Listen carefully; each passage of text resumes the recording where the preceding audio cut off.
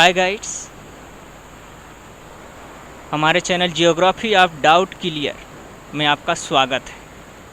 आज हम बात करेंगे जियोमॉर्फोलॉजी, भू आकृति विज्ञान। जियोमॉर्फोलॉजी यह आंग्ल भाषा का शब्द है।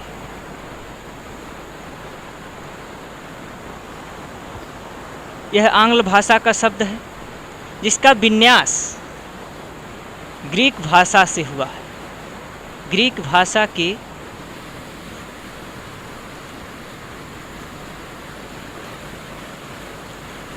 जियो प्लस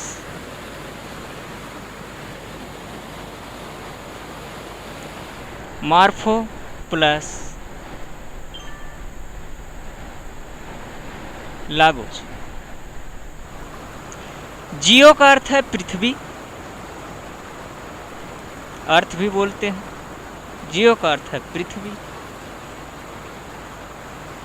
मॉर्फ फॉर्म या रूप, अंग्रेजी में फॉर्म, हिंदी में रूप। लागो डिस्कोर्स या वर्णन।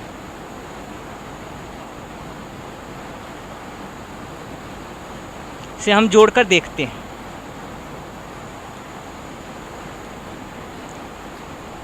अर्थात जियोमॉर्फोलॉजी पृथ्वी के आकारकीय रूप का अध्ययन करने वाले विषय से संबंधित है। इसमें कोई डाउट नहीं। जियोमॉर्फोलॉजी को हिंदी में भौम्याकृति या भू आकृति या भूगर्भ भूकारा शास्त्र के नाम से जाना जाता है। जियोमॉर्फोलॉजी इस शब्द का सर्वप्रथम प्रयोग ए पैंक महोदय ने किया था।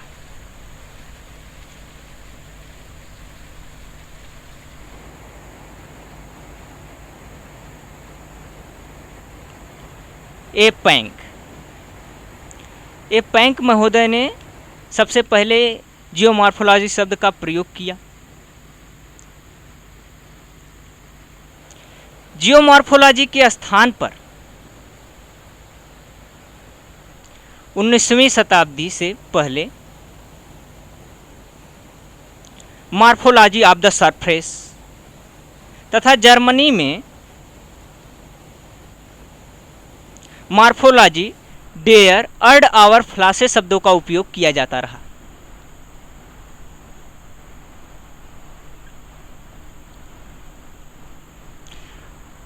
ठीक है, इसमें कोई डाउट नहीं। लेकिन जो जियोमॉर्फोलॉजी शब्द है ये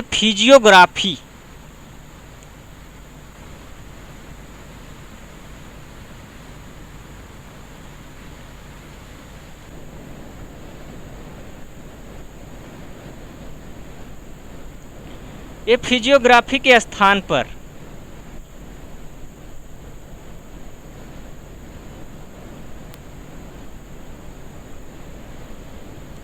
किया जाता रहा। फिजियोग्राफी के स्थान पर ही जियोमॉर्फोलॉजी शब्द को लाया गया। फिजियोग्राफी में स्थलमंडल,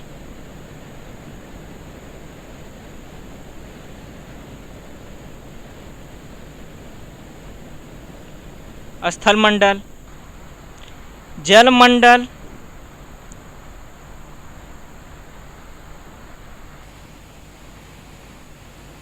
वायुमंडल,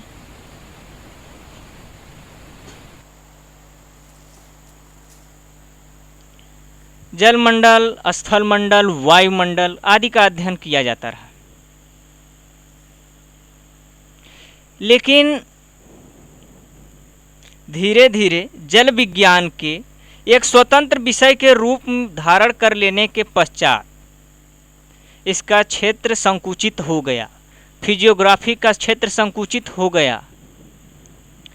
इसी कारण स्थलमंडल और फिजियोग्राफी भू आकृति विज्ञान, जियोमॉर्फोलॉजी और फिजियोग्राफी शब्द वैज्ञानिकों के लिए भ्रामक सा साबित होने लगा। तो भू आकारा शास्त्रियों ने फिजियोग्राफी के स्थान पर जियोमॉर्फोलॉजी शब्द का उपयोग करना बेटर समझा। इसलिए जियोमॉर्फोलॉजी शब्द का उपयोग किया जाता है। जियोमॉर्फोलॉजी शब्द, इसे हिंदी में भू आकृति विज्ञान के नाम से जाना जाता है। भू आकृति मतलब क्या प्रतीत होता है?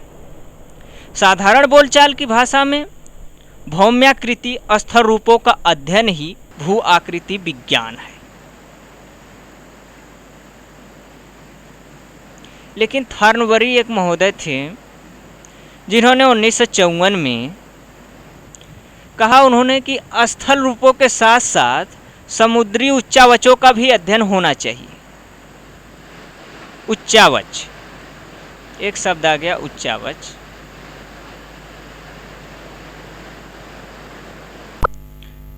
ऐसे मानचित्र जिन पर ऊंचाई, निचाई तथा ढाल का प्रदर्शन किया जाता है उसे उच्चावच कहते हैं।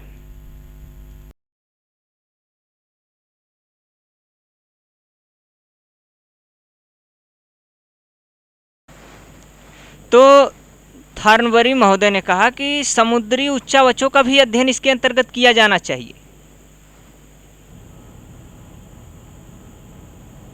लेकिन भू आकृति विज्ञान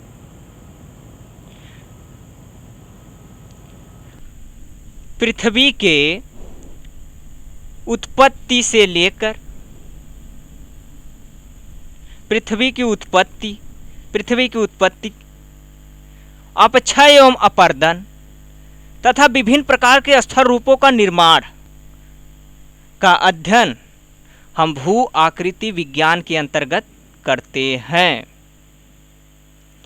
अपक्षय अपर्दन से लेकर जो चट्टानी संरचना चाहे नदी द्वारा हो, ये प्रक्रमों का अध्ययन नहीं है भू आकृति विज्ञान,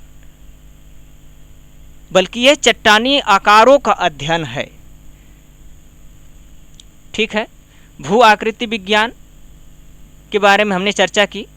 हम नेक्स्ट वीडियो में आपको पृथ्वी की उत्पत्ति और महाद्वीपीय प्रवाह के बारे में चर्चा करेंगे। तब तक के लिए दीजिए इजाज़त। जय हिंद। और हमारे चैनल को लाइक, शेयर और सब्सक्राइब कीजिए। धन्यवाद।